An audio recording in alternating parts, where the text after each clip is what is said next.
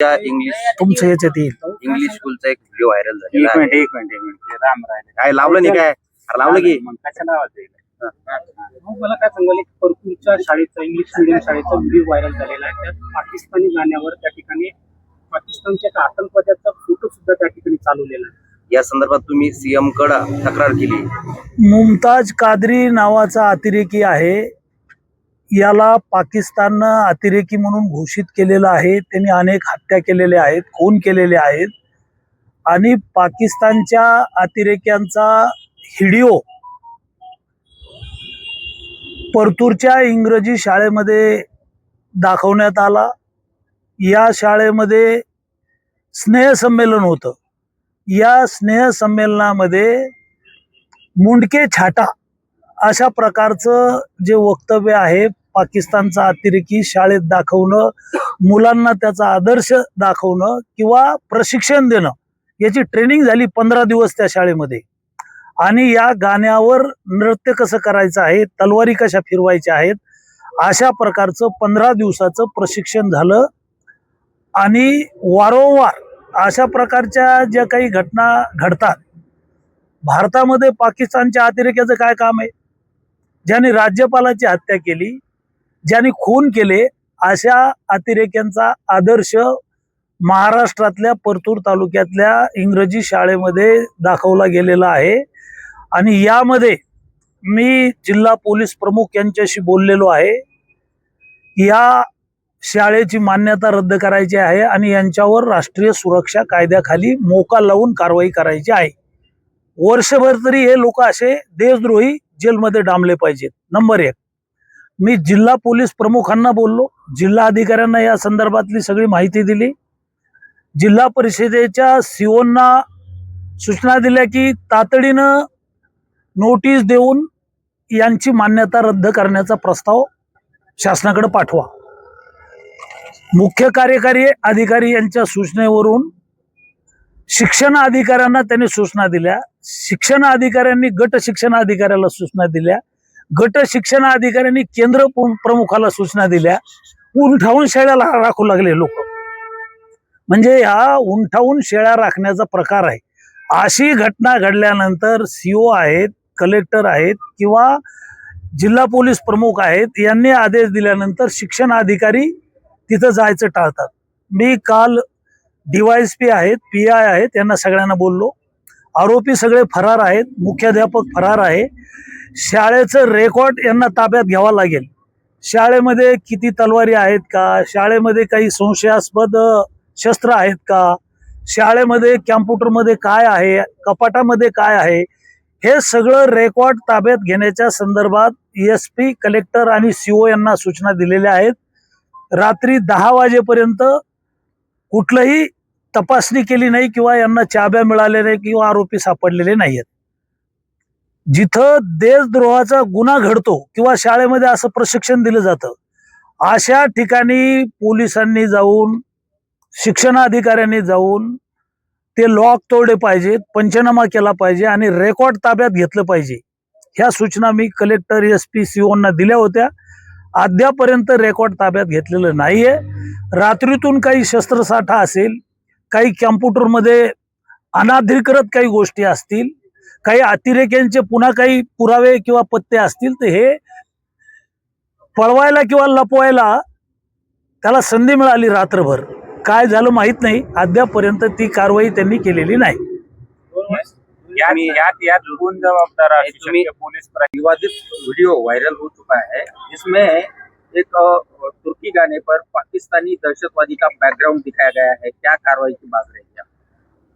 जालना में मेरे विधानसभा मतदार संघ परतूर में इंग्लिश स्कूल में जो वीडियो हो गया, वो पाकिस्तान का अतिरेकी है.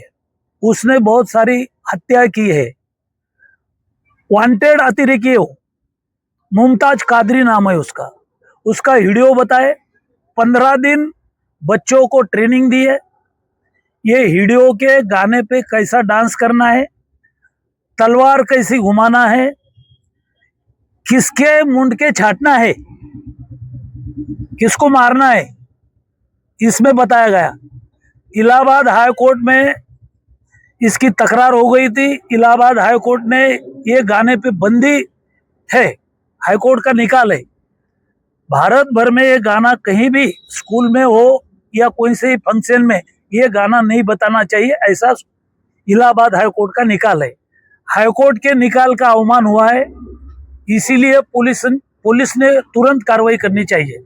उसके स्कूल की मान्यता रद्द करना चाहिए, उसके ऊपर मौका लगाना चाहिए, ऐसी मेरी मांग है। मैं विधानसभा में ये मुद्दा उठाऊंगा। अभी लक्ष्यवेदी दी है, तारांकित प्रश्न दिया है, आधा घंटा की चर्चा लगाई है। जो लोग इसको सहयोग करेंगे, राष्ट्रद्रोही लोगों को मदद करेंगे, उसके ऊपर कानूनन कार्रवाई हो जाएंगे। लेकिन अभी तक स्कूल पर कोई भी कार्रवाई नहीं हुई है आपकी मांग करने के बाद। आज मैं देखता हूं, कल एसपी है, कलेक्टर है, जिला परिषद के सीईओ है, उनसे बात हो गई, शिक्षण अधिकारी से बात हुई, डीवाईएसपी से बात हो गई, वहाँ के पीआई उनसे बात हो गई। आज के दिन भर में ये रिकॉर्ड उन्होंने पुलिस के कब्जे में लेना चाहिए और मान्यता रद्द करने का प्रस्ताव तुरंत भेजना चाहिए। जो ऐसे स्कूल है कि जिसमें अतिरेकी प्रशिक्षण दिया जाता है, भारत के खिलाफ प्रशिक्षण दिया जाता है, इनके ऊपर कठोर कार्रवाई होनी चाहिए। मराठवाड़े के हमारे सब एमएलए मिलकर हम ये मुद्दा उठाएंगे। अभी 21 तारीख से अभी सेशन शुरू हो रहा है, इसमें ये आवाज उठाएंगे और इनको कानूनन शिक्षा हो जाएगी। तत्काळ अटक करतात, मात्र त्यांना आतापर्यंत अटक झाली नाही। पोलिसांची त्यांचा रेकॉर्ड भूमिका संशयास्पद वाटते का या भूमिका संशयास्पद वाटते। हा प्रकार देशद्रोहाचा आहे, महाराष्ट्रासाठी घातक आहे। शिक्षण देण्याऐवजी मुस्लिमांची मुलं शिकली पाहिजेत, मुली शिकल्या पाहिजेत, डॉक्टर झाल्या पाहिजेत, वकील झाल्या पाहिजेत, प्राध्यापक झाल्या पाहिजेत। याच्यासाठी माननीय मुख्यमंत्री देवेंद्र फडणवीस साहेबांनी मागच्या 10 वर्षामध्ये आपल्या जिल्ह्यामध्ये, जालना जिल्ह्यामध्ये, माझ्या मतदारसंघामध्ये ज्यांनी ज्यांनी इंग्रजी शाळा मागितल्या त्यांना इंग्रजी शाळा दिल्या। इंग्रजी शाळेमध्ये जर असे प्रकार होत असतील, देशद्रोहाचं प्रशिक्षण दिलं असेल, पाकिस्तानच्या अतिरेक्यांचे व्हिडिओ आणि आदर्श दाखवत असतील, तर यांच्यावर मोका लावला पाहिजे। मी कालची लक्षवेधी सूचना पाठवलेली आहे, कालची अर्ध्या तासाची चर्चा पाठवलेली आहे। सभागृहात ज्या पोलीस अधिकाऱ्यांनी संशयास्पद काम केलेलं आहे, आरोपींना मदत केली असेल तर त्यांच्या निलंबनाची कारवाई होईल, त्याची मागणी मी सभागृहात करणार आहे। मुख्यमंत्री देवेंद्र फडणवीस साहेबांकडे तक्रार केलेली आहे, माननीय शिक्षण मंत्री महोदयांकडे तक्रार केलेली आहे, माननीय उच्च शिक्षण मंत्री यांच्याकडे तक्रार केलेली आहे। अधिवेशन 21 तारखेपासून आहे। सभागृहामध्ये मराठवाड्यातले सगळे आमदार मिळून हा विषय आम्ही लावून धरू।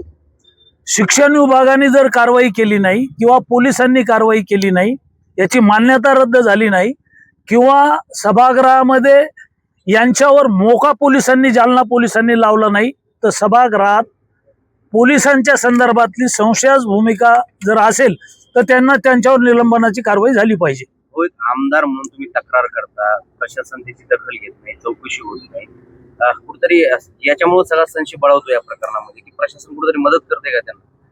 नाही, काल मी एसपी, कलेक्टर, सीओ यांना बोलल्यानंतर सगळ्या यंत्रणा तिथे गेल्या, पण जे रेकॉर्ड ताब्यात घेण्याचा विषय आहे तो रात्रभर त्यांनी रेकॉर्ड ताब्यात घेणं आवश्यक होतं, लॉक तोडणं आवश्यक होतं, कारण इथं मोठा अपराध आहे हा।